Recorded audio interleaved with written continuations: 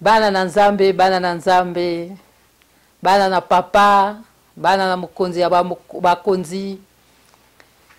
Mbote mingi, mingi, mingi, mingi. Zamba pambola bina pambola bina pambola bina pambola bino nyonso na mabota na bino nyonso na mokili mobimba na monde entier. Bino so boza kolanda ngai. Zamba pambola bina pambola mabota na bino pambola pambola misala na bino pambola pambola. Apambola nyonso maboko na bino pa nyonso boko tia yango maboko na bino ebota se multiplier mbongo ba prospérité biloko nyonso nzambe apesi biso emonana mokili mumba emona ke boza bana nzambe nzambe alobi ba oyo nyonso bakoyepa na ye bakokufa soni te oyo ayeba markaka différence po marquer différence po boza ya nzambe ngawana na ye na ye lisusu kosolola na bino kolobela bino liloba ya nzambe tosambela nzambe papa yo ozali nzambe ozali mokonzi ya bakonzi ozali nzambe wa simba nyonso ozali nzambe wa tonda ngolu papa ozali nzambe wa bongwanaka te achangeaka te oyo aza ata na ombre ya variation te papa ozali nzambe wa simba nyonso na minute o papa toye kokumisa yo toye konetola yo toye kotombola kombo na yo pe kiti ya bokonzi na yo nzambe mokili momba eza kolanda yo papa na ye kotelema liboso ya bana no na kombo na nga te na kombo ya Paul te na kombo ya Jonas te na kombo ya Philippine te me na kombo na yo Yesu na ye koloba kombo na yo na ye kotatola pe kotémoigner munene na yo bolingo na yo ngolu no na kati na bana na yo nzambe munoko na ngai tia ba parole na kati pote lokumu ya Yesu etombwama merci na o nyonso koloba malelo yo na kombo na Yesu amen.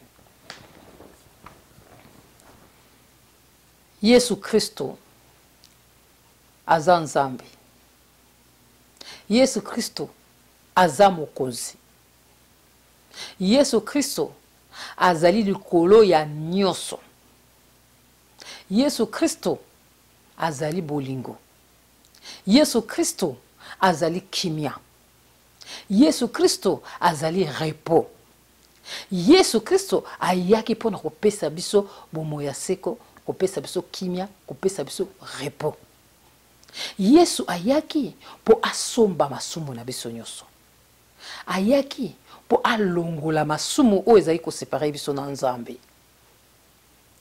Kokufa na ye, ensevelissement na ye, kokundama na ye, pe kosekwa na ye, epesi biso victoire. Kosekwa na ye, epesi biso victoire. Kokufa na ye, ndenge akufi na croix, akufisi pe makamu nyonso oyo ya mabe na kati na biso, esukaki na croix. Na kosekwa na ye, apesi biso pouvoir, apesi biso victoire. Oyo andimi kokufa na ye, pe kosekwa na ye, azwi bomoya seko. Awa, tolobaka Yesu. Awa, na émission nanga eza pona Yesu. Puissance ya croix, na puissance ya résurrection. Puissance ya croix na bo bandimeli Yesu. Puissance ya résurrection na bo bandimeli pe Yesu. Apesi bango bokonzi, pe apesi bango victoire. Bandeko nanga, émission nanga oyo na salaka. Eza émission ya ba oyo ba yamba Yesu. Oyo ba comme ba nouvelle créature. Les choses anciennes sont passées. Toutes choses sont devenues nouvelles en Christ. Ça veut dire ba comme ba mondimi asika. Bandimi asika, Nzambe a changé mitema na bango. Ba bongwani, ba tiki o nyonso mabe, ba landi Yesu. Bango wana nde bakomona loboko ya Nzambe. Ba o nanu ba yamba Yesu te, ba yamba Yesu. Soki yo nanu yamba Yesu te. Soki yo nanu o approcha yete. Soki o yebi yete, luka o yeba ye. Pona ko yeba ye, eza kondima d'abord o ya saline kurusu pona yo. Kondima liloba na ye. kondima ye kozala baptisé et kotambola na liloba na ye Molimo Santo ayo kovanda na kati na yo abanda ko guider yo yo muto kokosala yo kosala eloko moko te Saint-Esprit muto abanda kosala o nyonso yo lingi olobi na ye ya akosala ye amonaka nyonso ayebi via muto na muto ayebi na ndenge mukolo muto nyonso akokufa soki ondimi ye te eza pasi parce que libanda na ye ezali wakati na ye nde eza vie apesi choix opona yangoyo liwa to bomo ya seko soki yo ondimi ye oponi bomo ya seko soki ondimi ye te ozala liwa bandeko na soki ondimi ye to kosuka okende wapi po ye moko mutasala nyonso nzambe tata nzambe mwana nzambe Molimo Santo ye mutasala nyonso ebo soko yo soko ondimi ye to okende wapi okende na camp ya diable okende lifelo faut ndimela ye alobi tout genou fléchira toute langue confessera que Jésus est Seigneur donc na arabe ako confesser Jésus est Seigneur akufukemela Yesu ezala bato mangala bakofukama ba chinois bakofukama ba ntandu bakofukama ba mbala bakofukama bakotatola Yesu aza mokonzi ba chinois ba japonais mokili mobimba ekotatola otatolite yo moko yebi makambo zosala kimia eze pa msute ezaka pa Yesu oyo asali na ekulusu pona biso mutu moko akosala ngo te bolingo ya lakisi biso mutu moko akolakisa biso bolingo wana te bolingo wana ezaka pa na ye Yesu Kristo Masiya mwana na Nzambe soki lelo toza na bomoi eza pona ye soki lelo tozoko vivre tokomi na bamboko oyo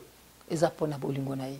so bolingo no te linga tokoma te botala ba misusu baza kokufa na kati ya bamayi wana po bakoma kana mboko bazo nyokwama po bakoma bakomite biso tokomi toboti banawa tozwi ba misala tovandi awa tokumisa Yesu wana tokumisa Nzambe wana totatola ye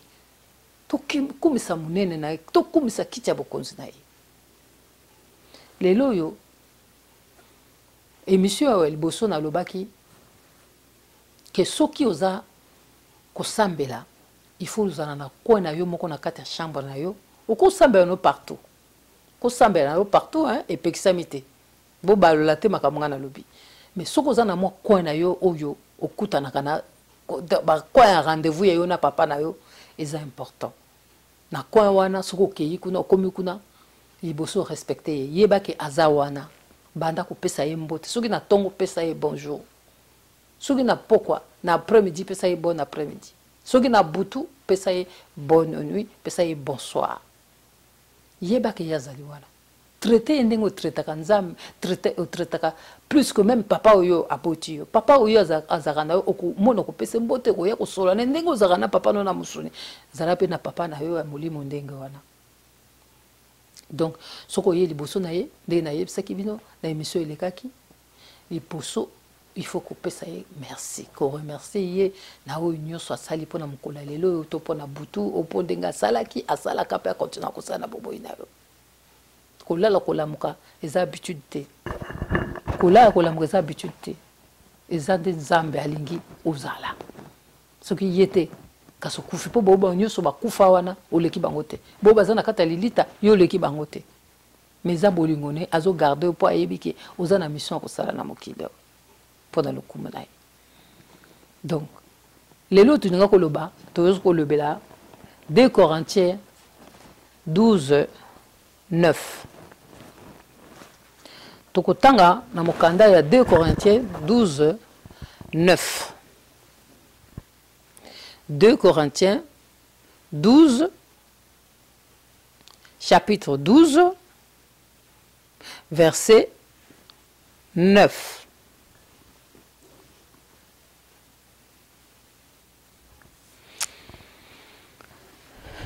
alors Nzambe azoloba na biso awa Paul mutu azoloba na biso Paul boyebi Paul nayebi te so boyebi histoire ya Paul azalaka mobomi ba chrétien azalaki mutu ya la loi azaki na tango azaki moto a grâce te azaki moto a loi Paul azako kanga ba chrétien ko boma bango mais tango akutanaki na Yesu vie na ye changeaka Paul mutu akutana na Yesu Yesu apesi ye mission Paul mutu a révélaka croix secret ya croix mutu a zwaki révélation nango eza Paul yepe mutu akoma ba épître mingi ba enseignement mingi ya ndenge biso ba chrétien to tambo nango Paul mutu akoma mingi Paul azalaki na problème azalaki na nkunki azalaki kolela nzambe nzambe alongola ye kunki wana écharpe azalaki na maladi azalaki na kunki wana azalaki kolela nzambe alongole kunki yango nzambe alobine na soki totangi awa na 2 Corinthiens 12 verset 9 elobi boye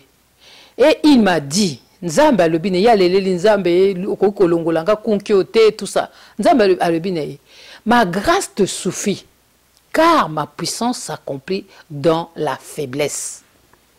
Ma grâce ngolu na ngai Paul ekoki po ete puissance na nga e se manifestaka et ko accomplir na faiblesse na yo. Faiblesse à Paul ezalaki nini maladie. Bongo yo mama faiblesse nous ani. Faiblesse ne cause la maladie, faiblesse ne cause la mukanda, ozana mukanda te, faiblesse ne cause la libala, ozoko le libala, ozana libala te, faiblesse ne cause la oza olinko bota, ozoko robota te, faiblesse ne cause la ozana musala te, faiblesse ne cause la na ba problème nyoso ba situation nyoso to. Wana eza faiblesse ya mutu. Na faiblesse na yo wana okende liboso ya nzambe aza makasi. Oh ya na force oh ya lobi que oh ya na puissance oh ya lobi que puissance na ye s'accomplissaka na faiblesse na yo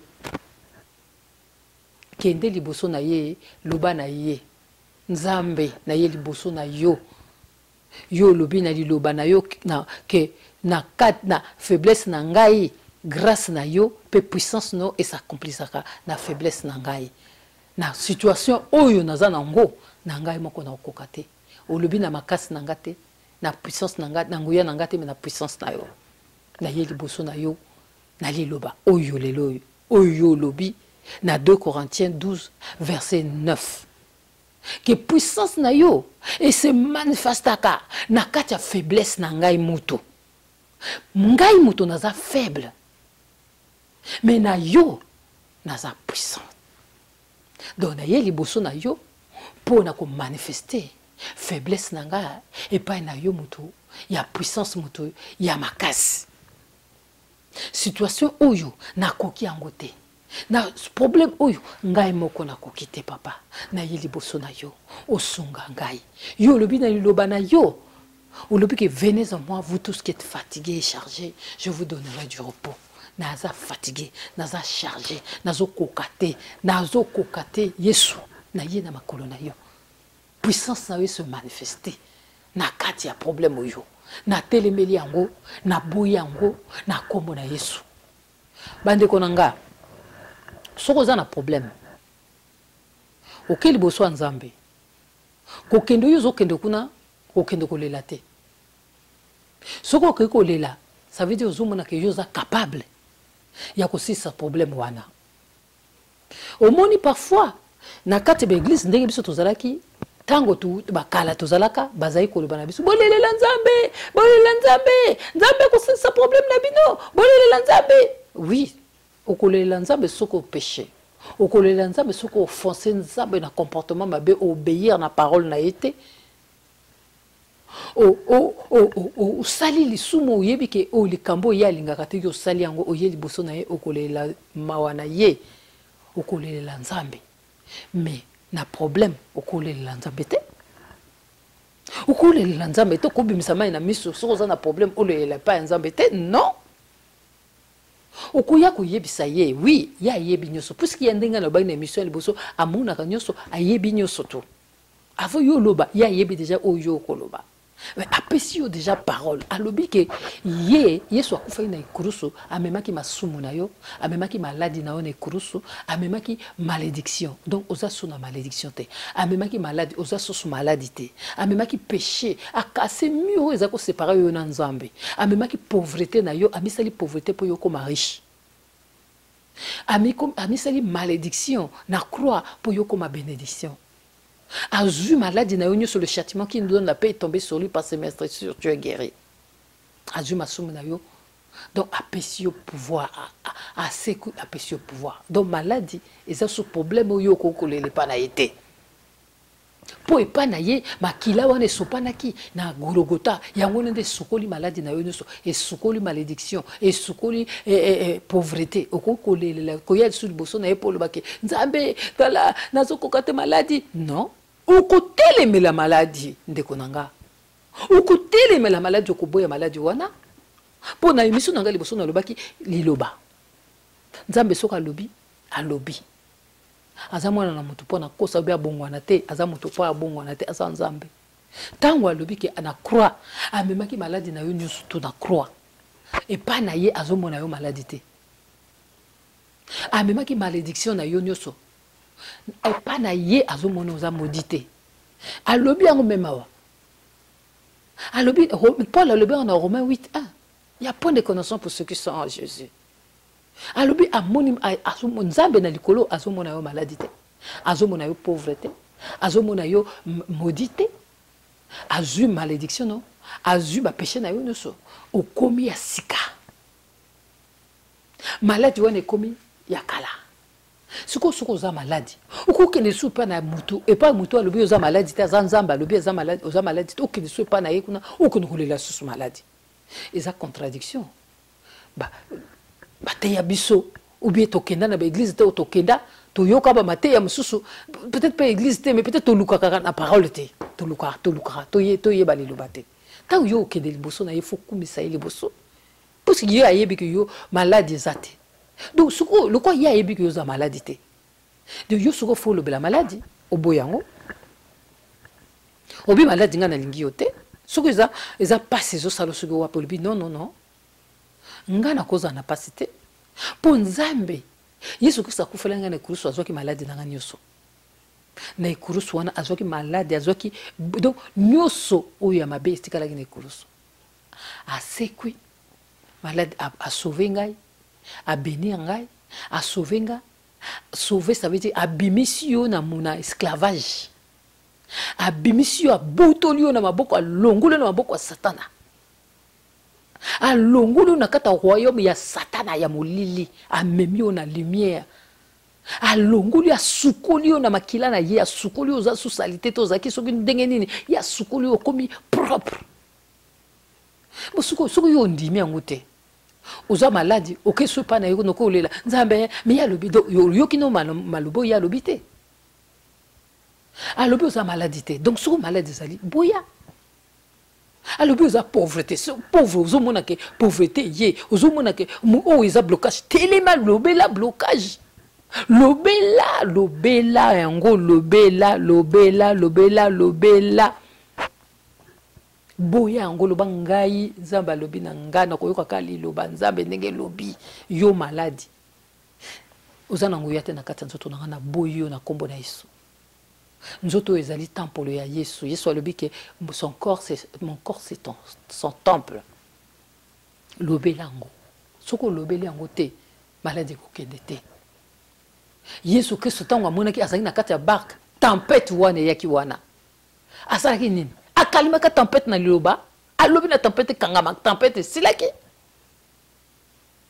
donc tempête na yo na soki ezali libala loba ngana ko bala yango nomoni biso mingi na kati ya communauté na biso toyebi makambo ko confesser liloba te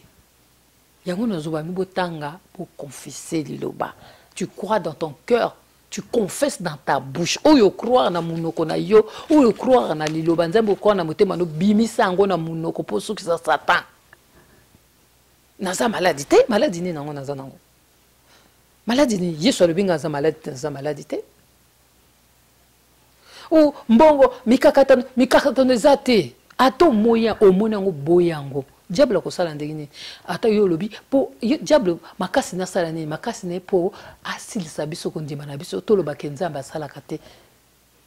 po tango yo zo ka pasi wana ko kansande ke nzamba zate nde nzamba zala zo mona mais nzamba zo tika nde yo ozo autorité apesi yo autorité en tant que mwana na nzambe apesi yo autorité alobi na Luc 10:19 apesi autorité pour marcher sur le serpent le scorpion toute la puissance de rien ne peut te nuire. Ce qui on n'a pas situation ba lobela ka situation ba lela ka te liboso situation ko kende liboso nzambe ko ndolela te ko lela nini. Soko oza ko lela nzambe po oza na passer c'est que ozo mona ko za capable mais so yebi ko za capable te soko yebi ke nzambe alobi na faiblesse na yo puissance na ye et ko manifester na puissance non na pardon na puissance na ko s'accomplir na faiblesse na yo wana ba belle la puissance wana ya nzambe puissance wana eza molimo santo aza na kati na yo boya renoncer. Ce qui est péché muto et même lieu maladie wana ce qui péché muto renoncer boya reconnaître péché wana miso nzambe na miso Yesu belela makila Yesu Kristo belela makila Yesu Kristo belela makila Yesu Kristo isukula yo esukula genou na yo esukula genou na elongola maladie wana nyoso boya yango lobela maladie wana ce qui est ko bota te lobela ko bota banga na ko bota na bota te pourquoi nzambe yo lobaki tout était accompli à la croix. Yesu yo lobi ki yo kufine kuso pesi biso nyonso toza loko moko toza kozanga te. Pesi biso vie en abondante. Donc na boya. Boya papa, boya maman, boya maladie, boya échec. Boya célibat. Boya pauvreté, boya malédiction nyonso, boya yango, boya lobela yango ekokende soko lobite vandika kabo ozako lela Satan zo sepela eloko ya lingi yango wana bato bayeba Yesu te baloba ke Yesu azate ke Yesu asalaka te ke miracle zate ye alingi ndengo wana alingi kokende na lifelo amema bato nsu na lifelo boya lelobelo bindengo wana ndima o lelobelo kondima eloko mususu te. De toute façon, na mokili oyo, nyoso muta koloba na vie na yo, eza na puissance mon côté. Oyo nzamba koloba, yango na ndemo eza na puissance. Bato mokili bako koloba, bato mokili bako kufinga, bato mokili bako ko juger yo, kotala bato mokili te, bato na bazoko juger ba yebi même kola liwa na bango te. Ba wana bango mo bako juger, batala na musiko vie na bango. Donc tala bango te bao baza ko finga bao baza ko juger bao muto ya mokili musala na yango wana mais yo ko landa muto ya mokili te landa oyo Yesu azoloba yoza oyo muto ya mokili alobi te yoza oyo diable alobi te yozali oyo le monde alobi te yozali oyo ba famille na yo balobi te oyo zali oyo ba camarade no balobi te ozali oyo ba ancêtre mboka no balobi te ozali oyo nzambe alobi pona yo. Okolo yambi Yesu loka mukonzi pe mobikisi na yo na motema moko okomi na famille ya nzambe famille na yo nzambe famille ya musuni pe ezali to boyango te mais o famille ya musuni ezali to boyango te mais o nyoso bango bakoloba soki eza conforme na liloba nzambe ondimi so eza conforme na liloba nzambe te kondima no te tika bango baloba yo landaka o nzambe azolo alobi akufi na croix pona yo alobi azui masumu na yo pardon azui maladie na yo azui malédiction na yo azui pauvreté na yo donc oza sous pauvreté ata ozomona ka ba situation est difficile boya pour ce qu'on dit mais ça veut dire que on dit mais diable pour diable alingi muto abonga te ayebi ne bolingo te ya lingi te ataka mingi boka bana nzambe bo bazana ye ba yebi nzambe te ba yebi Yesu te ataka bango te po bazana kana ye yo loko ozana kana ye te okozala toujours attaquer. Mais Bible ezolo bana biso ata batake yo ndenge nini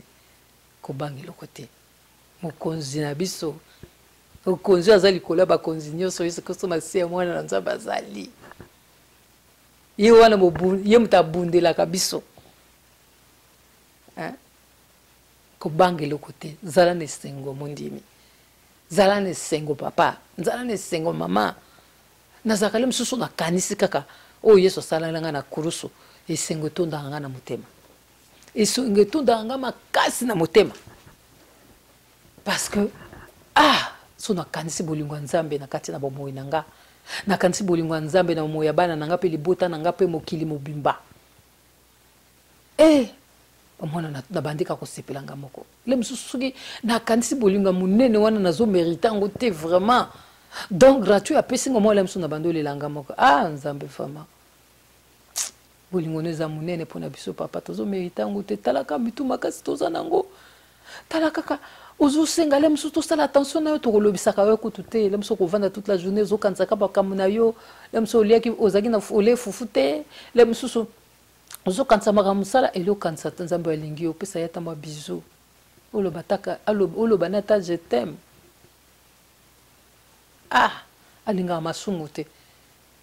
soko yebi ko silika ki osengi ata pardon osengi mutu wana pardon osengi pe pardon po ozongi sa bolingo pour ce que au péché il y a l'ingaka péché t'es pas péché zalaka et à kendera musika comme yebi ndengwana soko sengi toujours que tu grâce pas nzambe eh biso tozwa grâce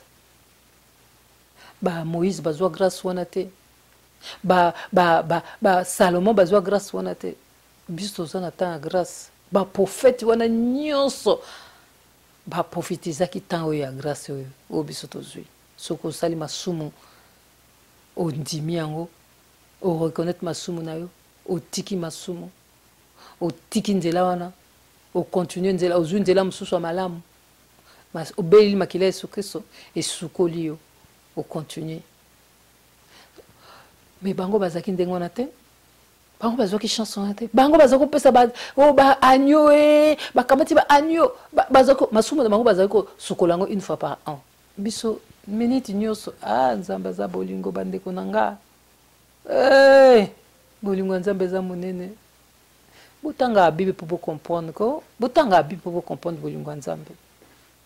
botanga bible pour comprendre le banzambe na kati ya ba pasi na bino na kati ba difficulté na bino bokende na se makolo Yesu bobelela ye okende kuna so okenda makolo na ye okoki kolobela ye mais okende kolela te soko leli ça veut dire au comprendre nan li lobate lobela problème azana matoya koyoka pauvreté azana matoyi loba nenga za pauvreté Yesu akusa na kroso ponga apesanga akufi ponga nazwa na comme riche de